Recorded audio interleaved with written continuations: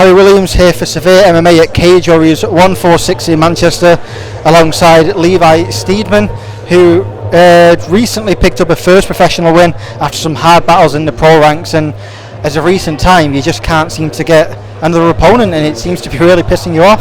Yeah, I think it's more so my actual record now. Because obviously I'm 1-2, but the 2 losses that I have had, when I look back at them now, they should never have happened. You know, it was my fault. I own up to that. I messed up massively on those 2.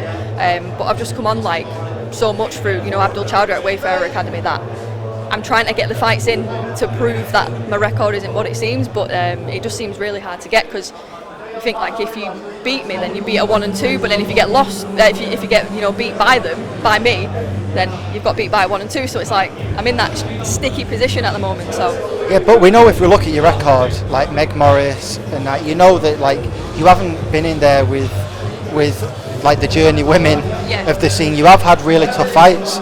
So when it comes to the terms of competition, is it, we've discussed this in the past in our interviews, is it lack of women out there? I mean, I've seen your Facebook statuses. I went off on a bit of a rant the other day, which I didn't need to, but I think I was just trying to express some sort of frustration. But it's more so, I think it is lack of females, and I think there's no real journey women as such. In male MMA, obviously it's massive, and you do get guys that get brought into fall over and all that stuff, and that's fine, if that happens.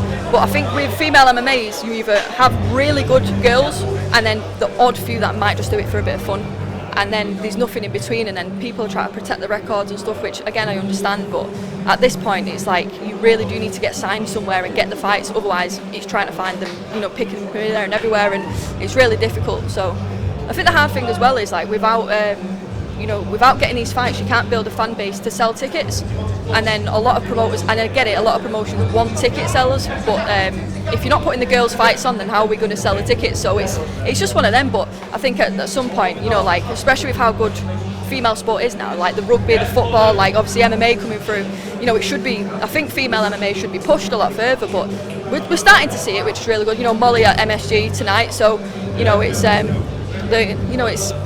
it's going to get there. We'll get there eventually. Yeah. So is it a case for you now of just kind of staying ready and hoping for a pullout?